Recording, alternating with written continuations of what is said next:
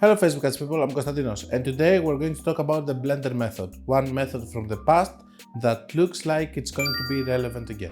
So, just to start, back in the day we used to have an expand button audience, as we were calling it. It was a checkbox that basically you were starting with a specific targeting and it was going to expand to the full potential reach of your demographic. So if you were going to put only men and an audience of an age of 20 to 35, it was going to expand to the full potential reach, because if you had, let's say this in the United States is 50 million people, if you were going to put the interest cut, instead of 50 million people as broad, it was going to be with the interest 30 million.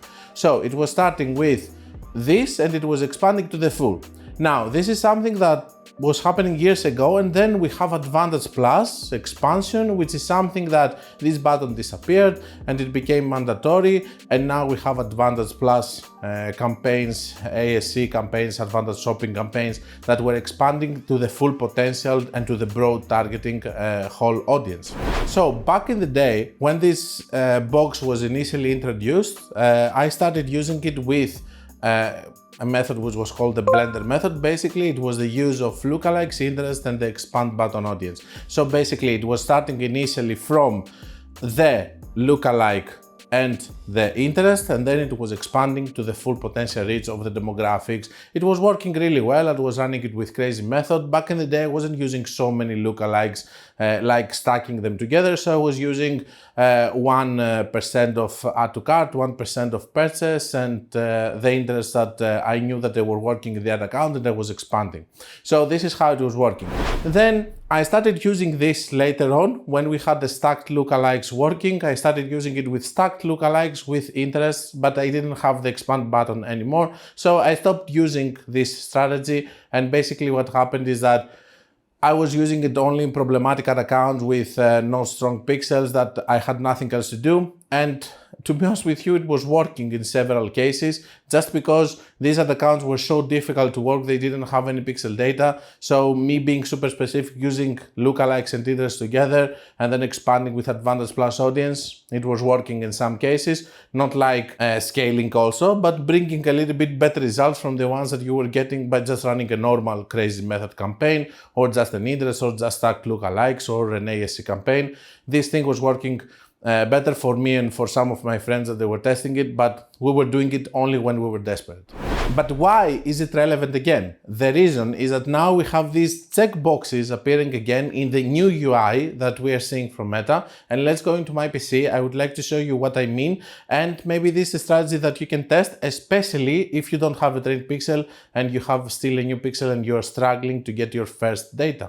Hi guys, I would like to interrupt this video in order to talk to you about my Facebook ads course. It took me 6 months of video editing everything and 3 months of video shooting. And because of that, I have created the best Facebook ad course in the world.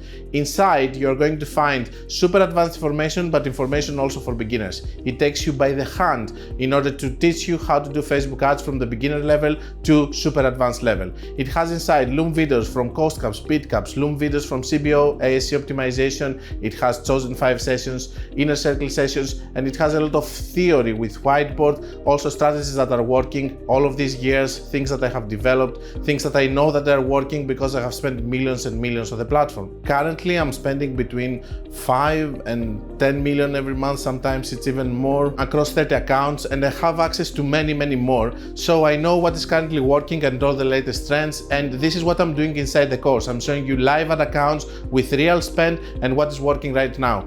And if you want, you can click the link below, you can go and you can check some videos that I have open free for you, so that you can check if you like the course or not and decide if you want to buy it or not. I will see you there. So we're in this ad account and we're going to create together one campaign just to show you the changes of the new UI. As you can see, there's not this thing with manual and ASC. You will see a print screen here also of how it used to be. Let's go immediately to the settings. Let me do the settings over here so that everything is going to be fine. No catalog. At last, one campaign that doesn't start with catalog on for many years with catalog on. Website here, not website and shop. Let's pick the correct event, which is going to be the purchase. We always do purchase, and let's go to the point over here.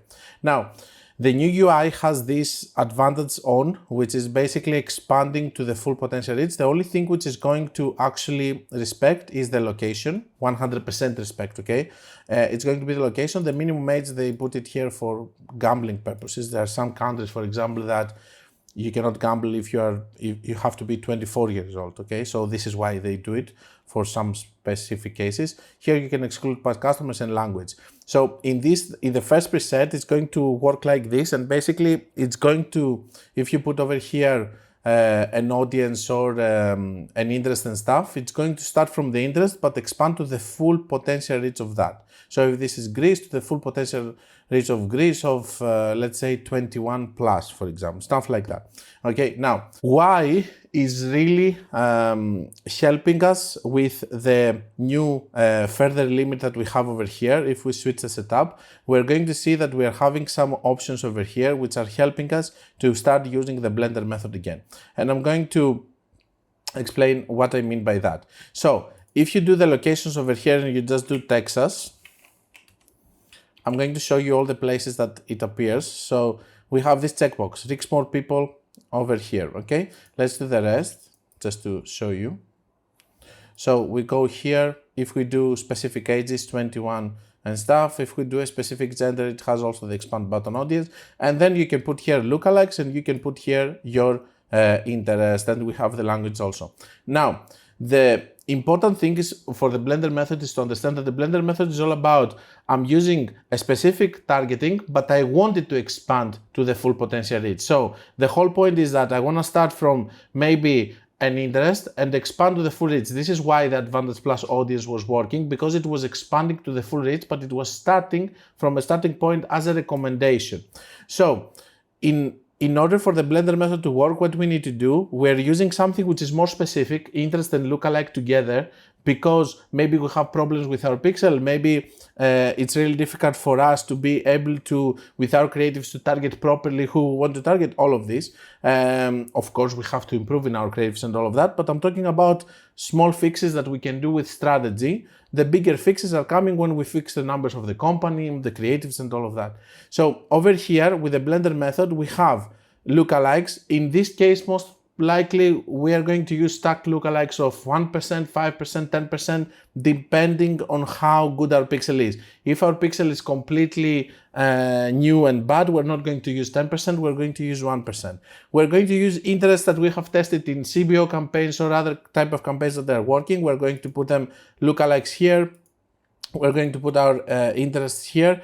And then what we're going to do is that we are having better control over here in the expansion. For sure, I wouldn't do any state. I would expand immediately to the whole United States without using the expanding options. So the state is something that I wouldn't touch.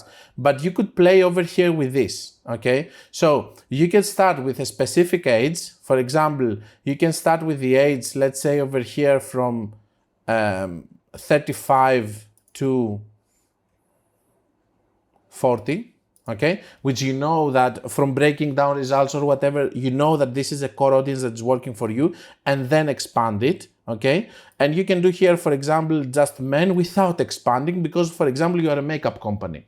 As you can understand, with this setup over here, with these buttons that we didn't have before, we have better control. First of all, for new pixels. Secondly, for the Blender method and for other methods that they are not going to expand to something that it doesn't make sense for us. On the other hand, you can be more specific here and expand to individual things that you didn't have the option to do before. So I do believe that the Blender method is going to start working again on problematic ad accounts, on other accounts that they don't have trained pixels and stuff, because on trained pixel ad accounts, we are talking about other things like cost caps, scaling with multiple campaigns, daily loop and other things, and we're not trying to find a way of actually having some sales with a consistent way so that we can train our pixel.